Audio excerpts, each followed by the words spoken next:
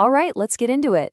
Deep in a forest in Northern California, some of the most powerful people on the entire planet get together every single summer for a super secret 2-week retreat. And what goes on there? Well, that has been the subject of rumors and wild conspiracy theories for over 100 years. Today, we're going to pull back that redwood curtain. I mean, just think about that for a second. A place where presidents, CEOs, and media moguls could totally escape the public eye, hang out in private, and, well, do what exactly? It sounds like the plot of some crazy movie, right? Well, it's not a movie, it's very, very real. Welcome to Bohemian Grove, probably the most exclusive, mysterious, and, controversial summer camp in the entire world.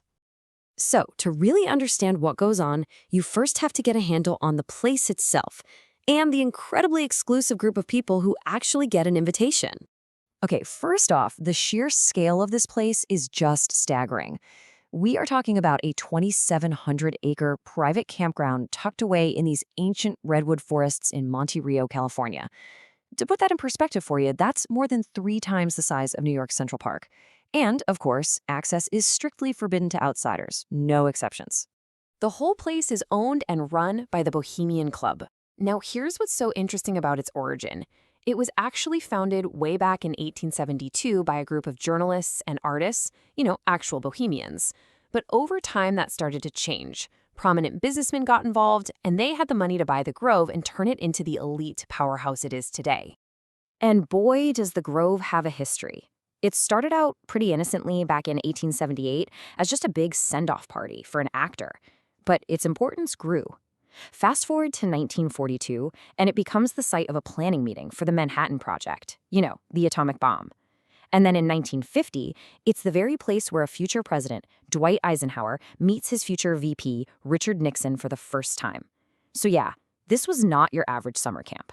And the guest list? It's basically a who's who of the American establishment.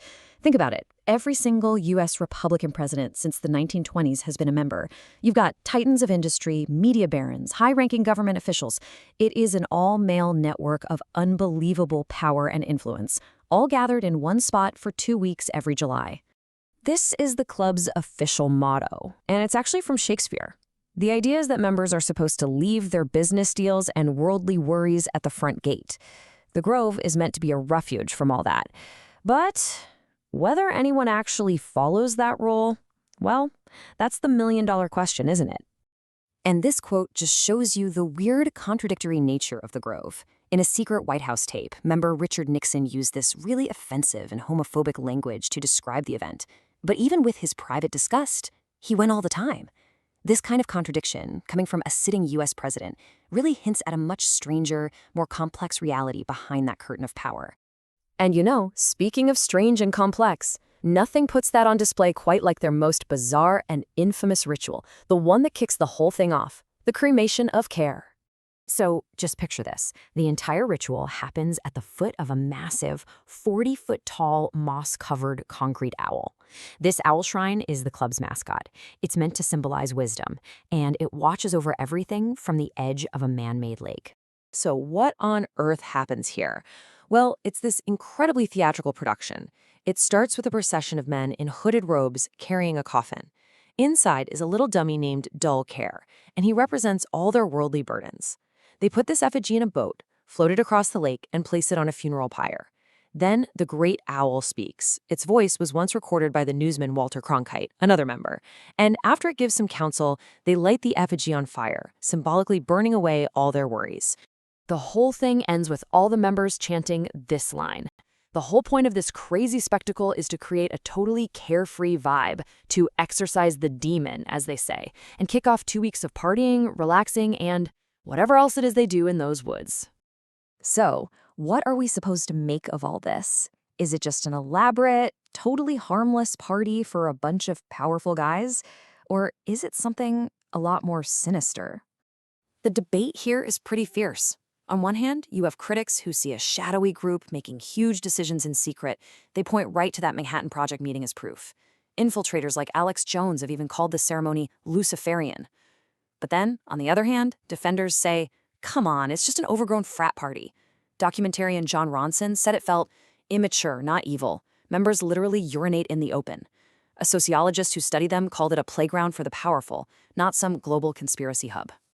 But with this level of extreme secrecy, how do we know any of this for sure?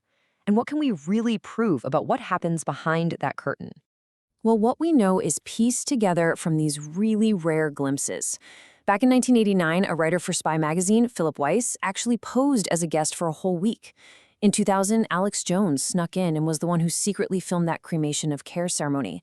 John Ronson got in too and basically said it was more juvenile than anything else. And more recently, lawsuits from former workers have cracked the door open just a tiny bit, giving us details about their operations. But really, these are just fragments of the full story. The club enforces extreme secrecy. Photography is absolutely banned. The guest list is supposedly kept in a locked glass case during the day and then taken away at night for safekeeping. And this total obsession with privacy is exactly what fuels all the endless speculation. So that leaves us with the ultimate question. Is Bohemian Grove just a playground where powerful men get to act like boys and blow off some steam? Or is it a secret seat of power, a place where the future of the world is shaped, far, far away from any public eye?